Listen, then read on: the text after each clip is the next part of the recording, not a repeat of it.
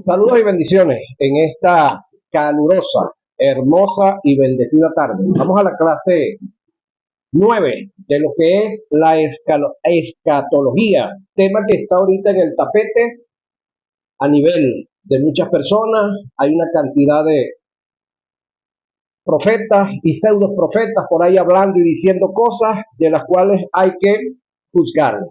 Yo no sé si usted ha leído o se recuerda, usted lo ha leído, yo sé que lo han leído, pero hay que recordarse.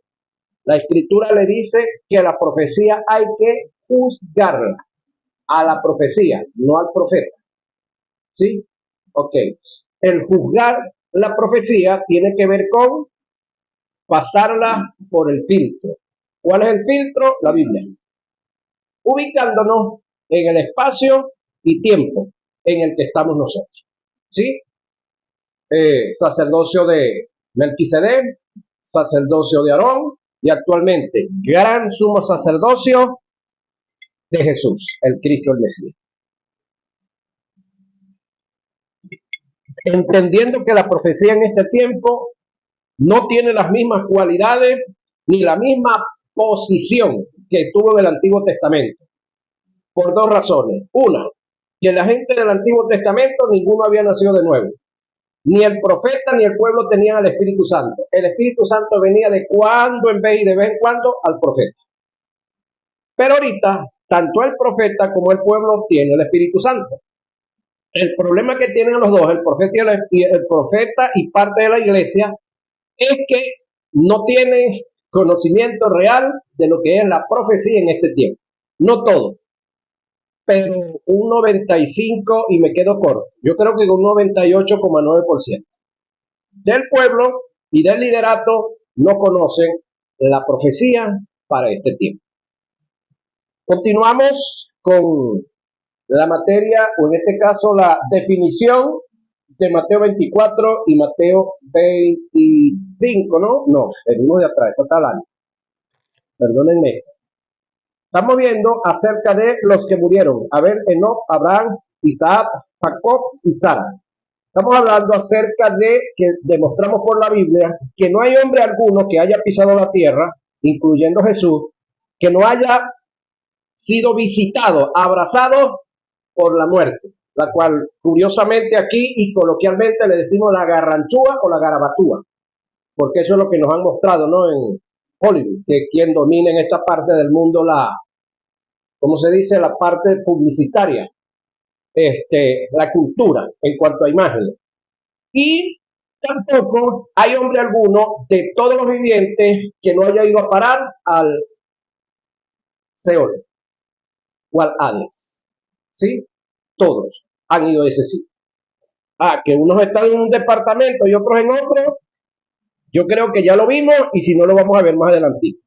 Continuamos acá. Dios había colocado en él, impartiendo Dios la vida, resucitando de los muertos y venciendo la muerte. Estos dos fenómenos que entraron en el hombre, en el huerto del Edén, el pecado y la muerte, fueron vencidos por Jesús en el cumplimiento de la ley, cautivando lo que tenía cautivo al hombre. Estamos hablando de el seno de Abraham, dándole libertad, impartiendo a todos los que creen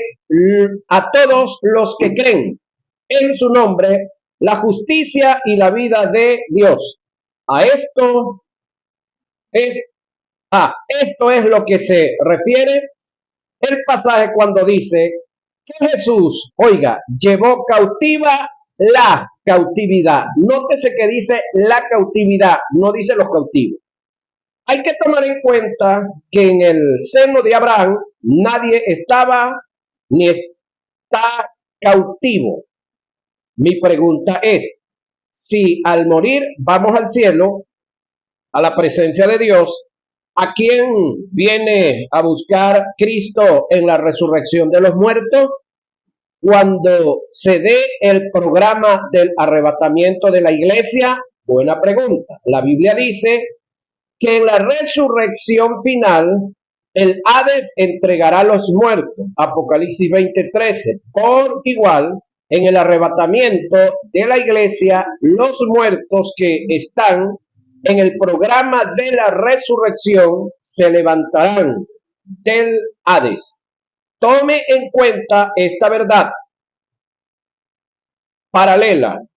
El cielo no ha sido habitado todavía, como tampoco el lago de fuego. Nadie tiene derecho a estos lugares si no ha sido juzgado. De paso, le digo una gran verdad. El cielo no es un lugar donde la iglesia pasará la eternidad.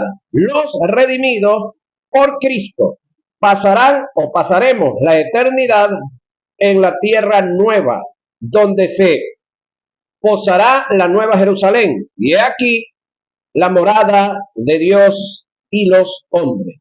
Vi un cielo nuevo y una tierra nueva. Nótese, vi un cielo nuevo y una tierra nueva. Hablando del cielo de los astros y hablando de aquí, de la tierra, por supuesto, que es catalogado como un tercer cielo, si se cuenta de arriba para abajo, y si se cuenta de aquí para arriba, pues el primer cielo. Porque la Biblia nos habla de 3 cielos. Ahora, vi un cielo nuevo y una tierra nueva, porque el primer cielo y la primera tierra pasaron, y el mar ya no existía más. Y yo, Juan, vi la santa ciudad, la nueva Jerusalén, descender del cielo de Dios, dispuesta como una esposa ataviada para su marido. Y oí una gran voz del cielo que decía: he aquí el tabernáculo de Dios con los hombres, y él morará con ellos, y ellos serán su pueblo, y Dios mismo estará con ellos como su Dios. Como su Dios. Enjugará Dios toda lágrima allá en la nueva Jerusalén, o yo, de los ojos de ellos, y ya no habrá muerte, ni habrá más llanto, ni clamor, ni dolor, porque las primeras cosas pasaron. Apocalipsis 21, 1 y 4. Se le ha dado una mala interpretación a lo que registran en el Evangelio de Juan, cuando Jesús dijo: no se turbe vuestro corazón, creed en Dios, creed también en mí. En la casa de mi Padre muchas moradas hay. Si así no fuera, yo os lo hubiera dicho. Voy pues a preparar lugar para vosotros. Y si me fuere y os prepararé lugar, vendré otra vez y os tomaré a mí mismo, para que donde yo estoy, vosotros también estéis. Juan 14, 1 al 3.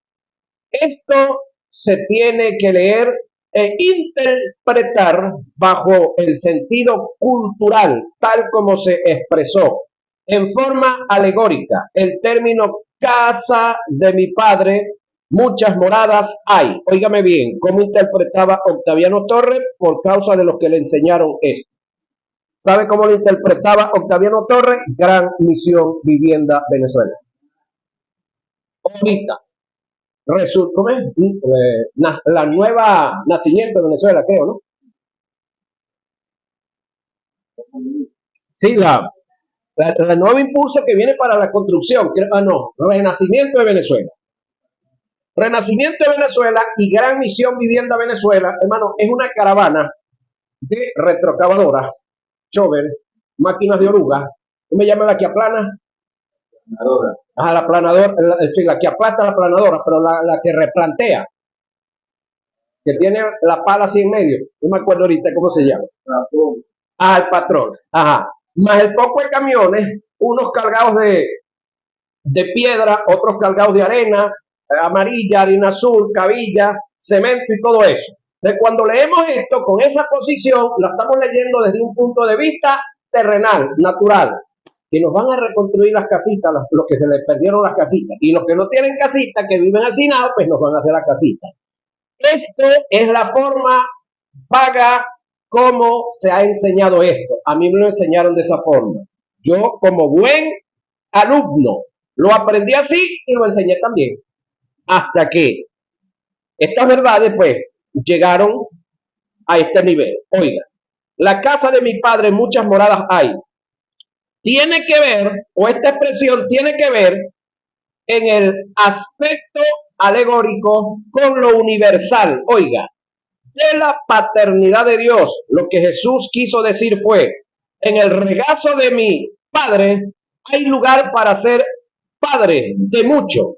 Y esto lo dijo Jesús porque en el momento Dios tenía un solo hijo, que era él, por supuesto, que era él como el unigénito. Pero Dios Padre se proveyó de un hijo entregándolo en sacrificio para tener muchos hijos.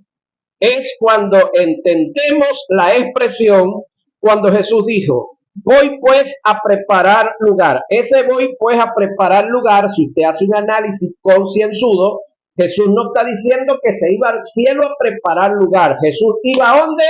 Al Getsemaní, del Getsemaní a las manos de los gentiles, tribunales y todo lo demás, y después para el Gólgota, compañero.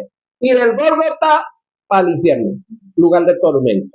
Para allá era donde este individuo iba, a guerrear la última gran batalla para someter, en este caso, a la muerte, o para someter el pecado, y luego de someter el pecado, someter las muertes. Ahora, voy pues a preparar un lugar, término que tiene propiedades jurídicas, que imparten derechos, legados. Lo que Jesús quiso decir fue, voy a pagar un precio con mi muerte para que ustedes pasen a ser hijos de mi Padre.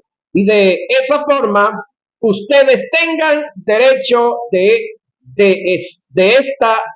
estar donde yo estoy.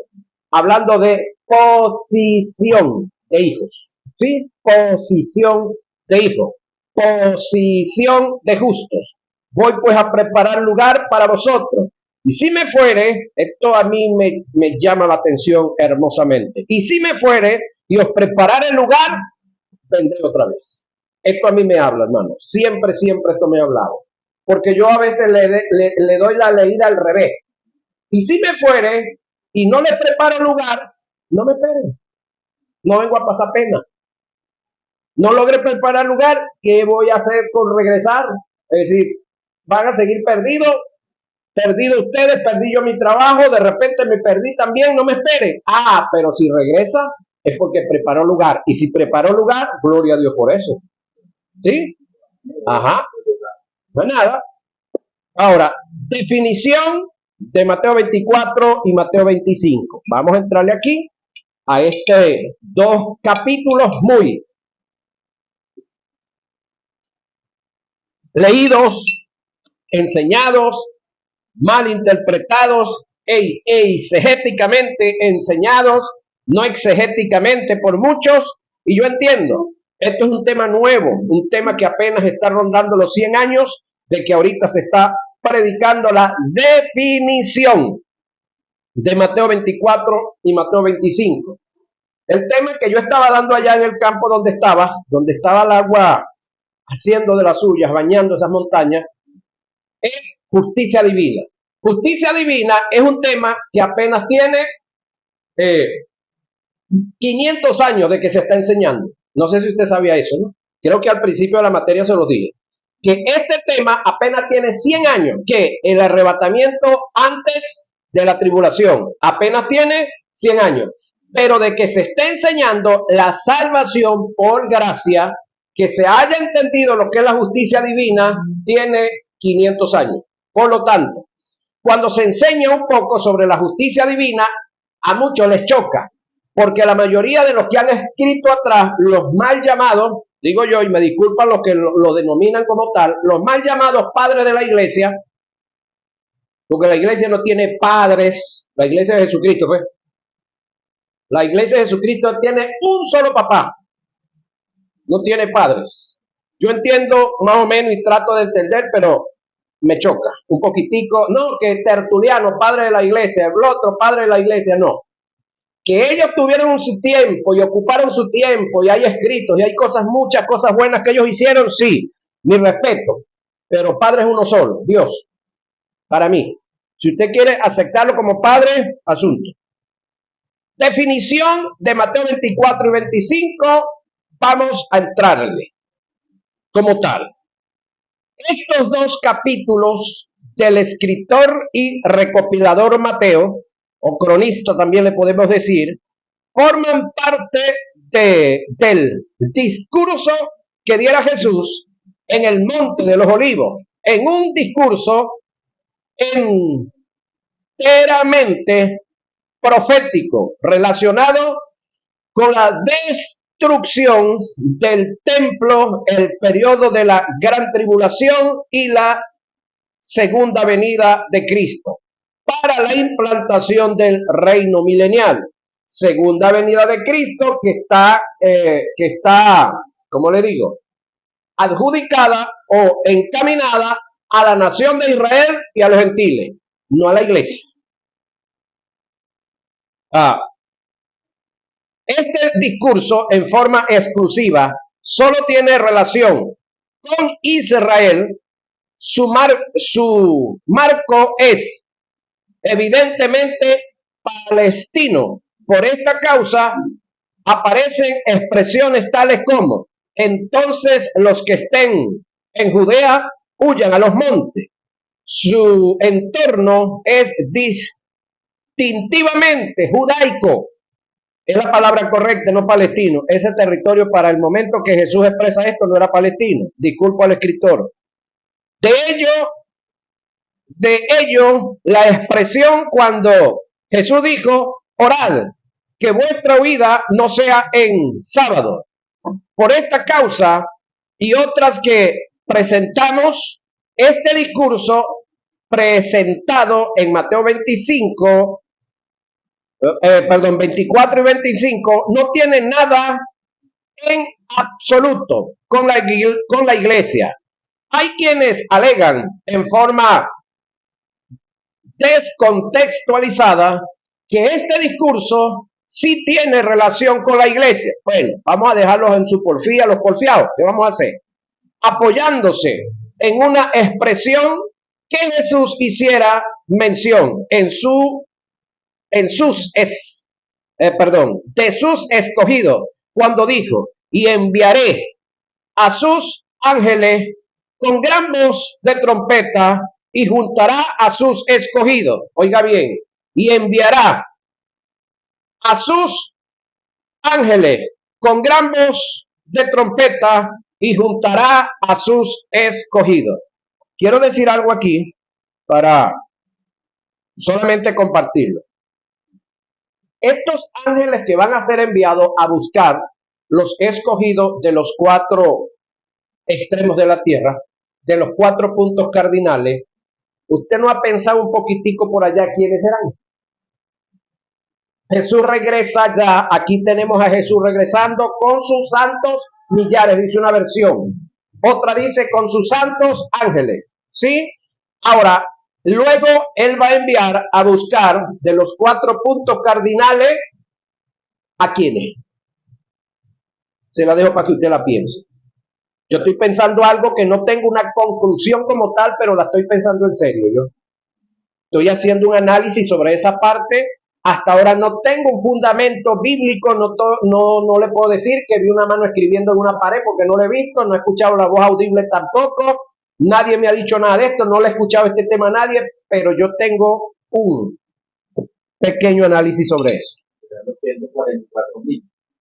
Ellos fueron los que fueron y predicaron, pero ellos no sé si mueran. He visto algunas películas donde tratan de matarlo y no alcanzan a matarlo. Ellos pueden que estén todavía en vida, ¿sí? Los 144,000, pero va a enviar a sus... y si ellos están predicando el evangelio del reino, son seres humanos tan normales como está usted y yo, todavía ellos no han sido transformados como tal. Entonces, yo creo que a los que van a repartir por ahí son a los que se levantaron en el arrebatamiento de la iglesia. Si estoy equivocado, estoy dispuesto a corregirme, pero quiero que alguien me lo muestre por la misma Biblia. Creo que de estos que van a ir a buscar a los escogidos puede que sean los que fueron transformados, que esto corruptible fue vestido de incorrupción, esto mortal fue vestido de inmortalidad, fuimos llevados, juzgados, galardonados y hemos venido a la tierra a reinar con Cristo. ¿A qué hemos venido? A reinar con Cristo, a implantar el reino milenial. Si nosotros venimos con Cristo a implantar el reino milenial, ¿no le parece a usted que Cristo va a trabajar con los, pudiéramos decir, gemelos de él? Porque si vamos a tener un cuerpo similar al de él, ya tenemos una justicia que es la misma de él. Tenemos una santidad que es la misma de él en el espíritu, imputada.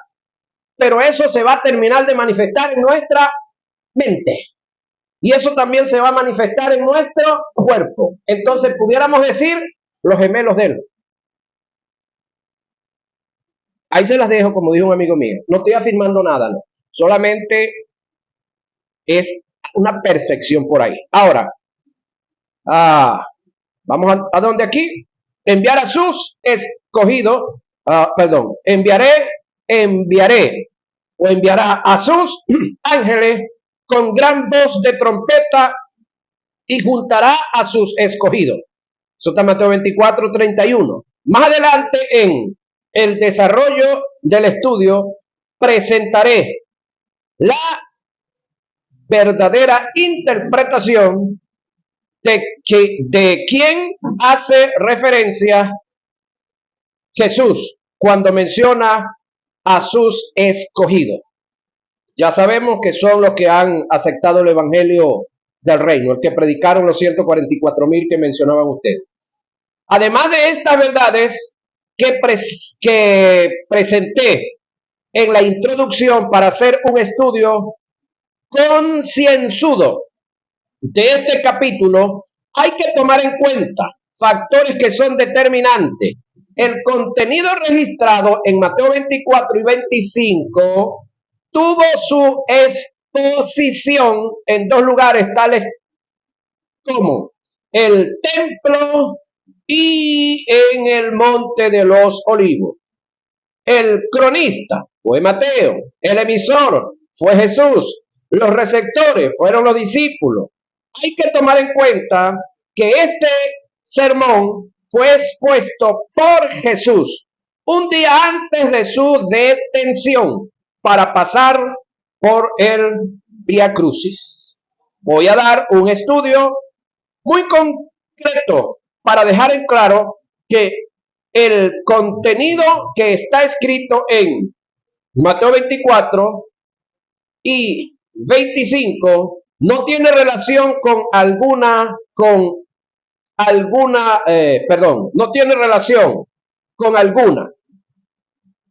relación alguna con la iglesia. Para definir y hacer una exégesis de estos pasajes, debemos usar con propiedad los medios de interpretación bíblica y tomar en cuenta ciertos factores que son determinantes. Leamos el inicio del pasaje. Oiga, cuando Jesús salió del templo y se iba, se acercaron sus discípulos para mostrarle los edificios del templo. Respondiendo, él les dijo: ¿ves todo esto? De cierto os digo que no quedará aquí piedra sobre piedra, que no sea derribada. Y estando él sentado en el monte de los olivos, ya ve que ahí hay un cambio. Los discípulos, ¿cuáles? Pedro, Jacobo, Juan y Andrés, se le acercaron aparte diciendo: dinos cuándo serán estas cosas. Oiga, 1. ¿Y qué señal habrá de tu venida? 2. Y del fin del siglo. 3 preguntas. Respondiendo Jesús, ¿a qué responde Jesús con Mateo 24 y Mateo 25? A las 3 preguntas que le hicieron los discípulos.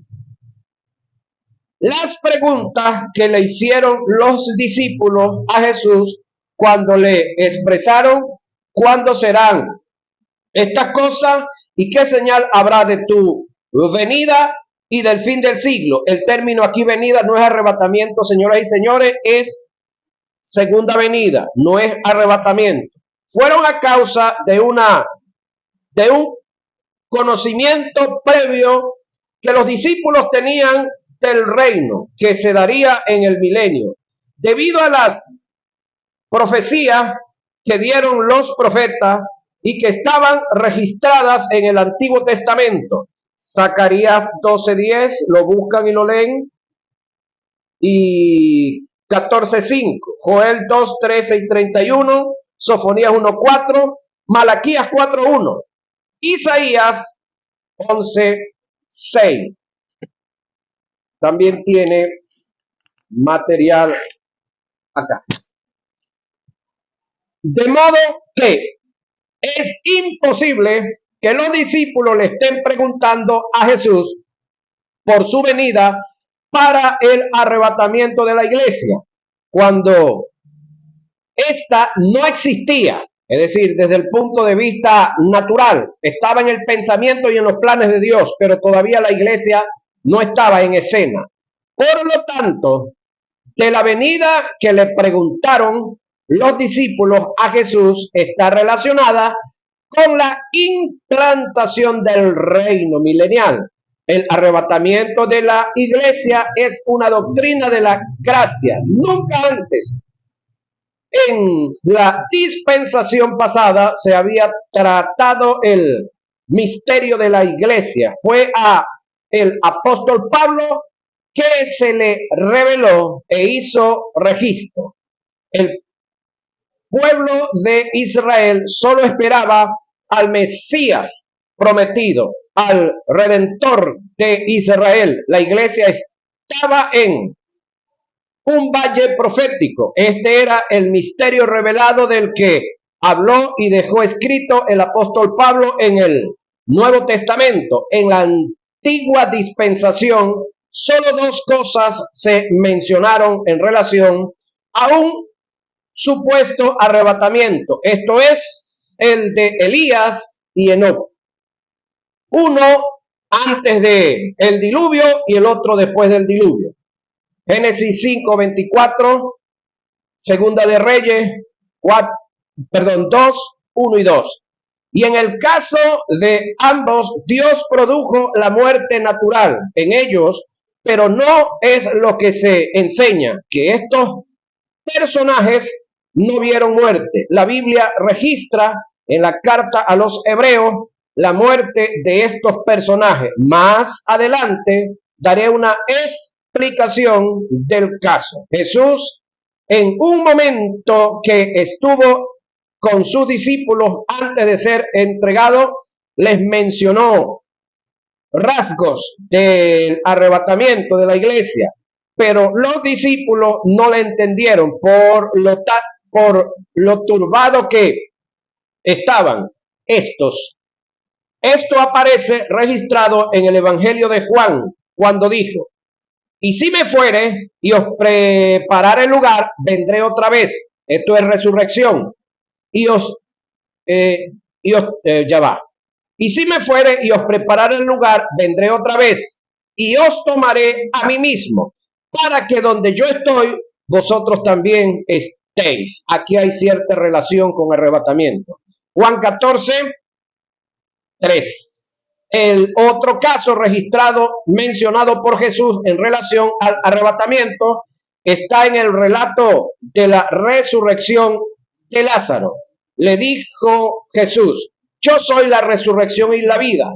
El que cree en mí, aunque esté muerto, vivirá.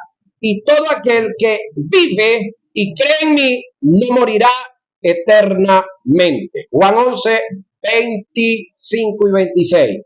Todo el desarrollo de Mateo 24 y 25 se da por causa de las preguntas que le hicieron los discípulos a Jesús. El texto dice: respondiendo Jesús, pero por tanto, lo que se dice en Mateo 24 y 25 no tiene relación con la iglesia, ya que los discípulos no le preguntaron a Jesús nada que tenga que ver con la iglesia. Y si los discípulos no le preguntaron nada que tenga que ver con la iglesia, ¿por qué Jesús tenía que responder cosas que tienen que ver con la iglesia?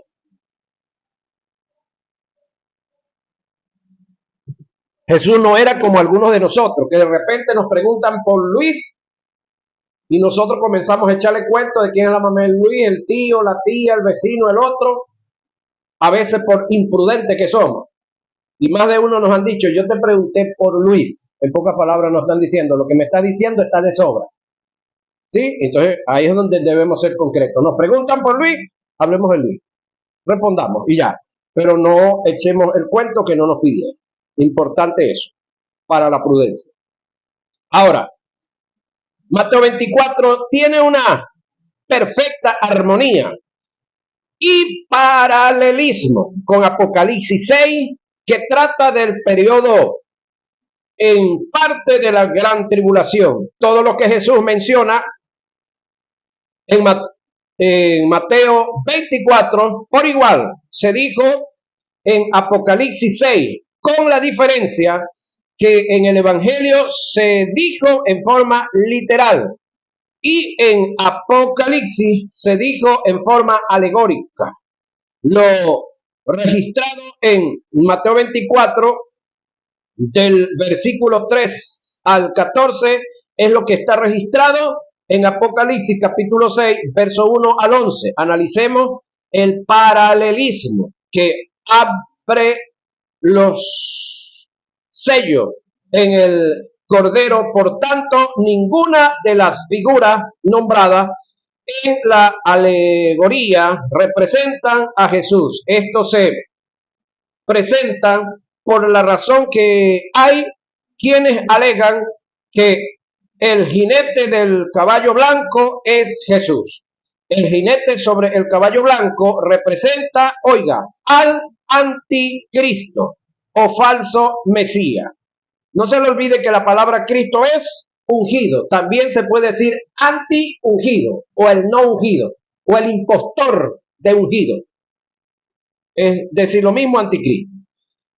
Quien abre los sellos es el Cordero. Por tanto, ninguna de las figuras nombradas en la alegoría representa a Jesús. Esto se presenta por la razón que hay ya va. Por la razón de que hay quienes alegan que el jinete del caballo blanco es Jesús. Y a esta conclusión la dan porque relacionan el jinete nombrado en Apocalipsis 19:11, que viene sobre un caballo blanco, y el que cabalga es un llamado fiel y verdadero, y está coronado con múltiple corona. Lo que no se han percatado es que el jinete nombrado en Apocalipsis 6, su corona es una estéfano, corona que según su característica es de un vencedor. ¿Sí? Es de un vencedor. Mientras que la corona del jinete de Apocalipsis 19 es una diadema, corona real, que supera la categoría de un vencedor. El jinete sobre el caballo rojo representa la guerra. El jinete sobre el caballo negro representa el hambre. El jinete sobre el caballo amarillo representa pestilencia o muerte. Hay gente por ahí diciendo que una vez que se acabe el mundial de fútbol, nuevamente viene un encierro, como el que pasó. Dijo alguien por ahí, amanecerá y veremos. Esperemos. Si en el registro de Apocalipsis no se menciona la iglesia, en Mateo tampoco se tiene que mencionar. Oiga esto, el 80% de lo que registra Mateo 24 son referencias que se tomaron de lo que está escrito en el Antiguo Testamento. Escuche esto, el 80% de todo lo que está en Mateo 24 es corte y pega del Antiguo Testamento. Solamente un 20% es de lo dado en el Nuevo Testamento. Ahora, Pablo, hablando de la iglesia, dijo que la iglesia es apostólica y profética. ¿Por qué apostólica? Porque los creyentes tenemos un fundamento en lo que los apóstoles dijeron acerca de Cristo, no de ellos, ni de la ley ceremonial, ni de la ley moral, no. Ellos hablaron. Entonces la iglesia está fundamentada en los apóstoles, de los fundamentos que ellos tomaron de los profetas. Por eso es que la iglesia, toda la iglesia, es apostólica y profética. Así usted no le coloque allá afuera iglesia apostólica y profética, usted lo es. Usted, aparte de su nombre, no le puso en la cédula de quién es usted hijo, ¿verdad? Y sencillamente usted es hijo de quién es hijo. Ahora, vamos a los ejemplos acá. Lo dicho en Mateo 24, 9 y 10, el ser aborrecido por causa de su nombre, está registrado en Daniel 9, 20 y 27. Ejemplo, lo dicho en Mateo 24, 15, acerca de la abominación desoladora, está registrado en Daniel 9, 20 y 27 también.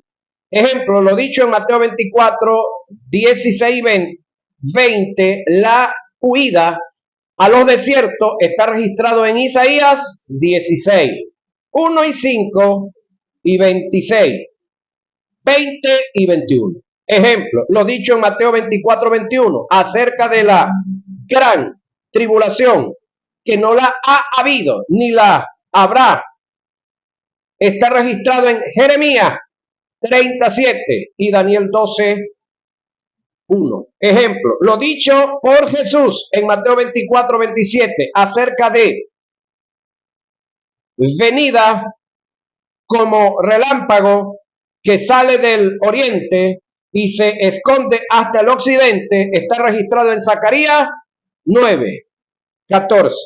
Ejemplo, lo dicho en Mateo 24, 28, acerca del cuerpo muerto y las águilas, está registrado en Job 39, 30. Ejemplo, lo dicho en Mateo 24, 29, señales astronómicas, está registrado en Isaías 13, 10, Ezequiel 32, 7, Joel 2, 31 y 32 y Sofonías 1, 15. Ejemplo, lo dicho en Mateo 24, 30, la venida de Jesús en las nubes con poder y gloria, está registrado en Daniel 7, 13 y 14. Ejemplo, lo dicho en Mateo 24, 30, el lamento de todas las naciones cuando vean venir al Hijo del Hombre, está registrado en Zacarías 12, 10 y 14.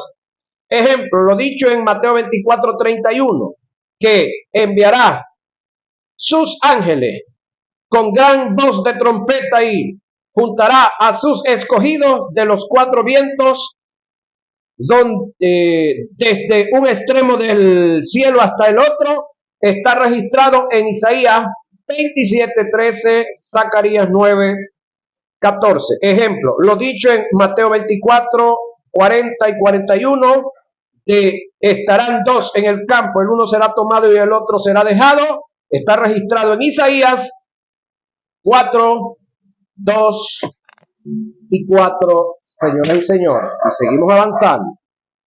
En conclusión, si un gran porcentaje de lo que aparece registrado en Mateo 24 son referencias tomadas del Antiguo Testamento, de lo que los profetas dijeron, y a los profetas no se les reveló nada de la iglesia, ¿por qué se les atribuye Mateo 24 a la iglesia? Buena pregunta. Además de esto, en Mateo 24 hay términos que ya los hemos analizado que no se relacionan con la iglesia, tales como ladrón en la noche, escogido, los días de Noé, lloro y el crujir de dientes, el que es tomado y el que es dejado. Por otro lado, hay que analizar que Mateo 24 tiene una relación directa con Mateo 25, ya que es un solo pensamiento por razones que voy a presentar. Al comienzo de Mateo 25 aparece lo que se conoce gramaticalmente un adverbio demostrativo continuativo. Se emplea para indicar una relación causal entre una razón y otra. Denota una secuencia que es el término entonces. Según este término, en el aspecto gramatical, Mateo 25 es una continuidad de Mateo 24. Busque allá en su Biblia dónde termina Mateo 24 y lea dónde comienza Mateo 25 para que vea el enlace que hay ahí entre uno y el otro. Por otra parte, podemos observar que el comienzo de Mateo 26 lo hace con una expresión que demuestra por completo y sin lugar a dudas que los dos capítulos anteriores a este, al 26, tienen una relación directa por ser un solo pensamiento. El pasaje comienza, Mateo 26, diciendo, cuando hubo acabado Jesús todas estas palabras. Así comienza Mateo 26, 1. Entonces, cuando hubo acabado Jesús todas estas palabras, se rompió el pensamiento. Entonces ahí es donde usted y yo tenemos que ir en la lectura haciendo hilación del pensamiento. Es decir, cuando usted le diga, hermano, ¿qué quiere decir este texto? Ya va. Si usted es un irresponsable, lo saca de una vez y le da la eisegesis. Pero lo correcto es, ya va, ¿dónde comenzó el tema? Vamos a leer para atrás a ver qué es lo que le antecede y vamos a leer para adelante a ver lo que le sucede, porque ahí es donde usted va a hacer la interpretación exegética, correcta como debe ser. Entonces, por lo tanto, no debemos de tirar así interpretaciones vagas. Si analizamos detenidamente, nos podemos dar cuenta que el desarrollo de Mateo 26 no tiene ninguna relación con los capítulos anteriores, que se rompe por completo la hilación del pensamiento que se traía en los capítulos que le anteceden, señoras y señores. Esta que viene es la clase número 10. Se nos fue el tiempo, muchachos.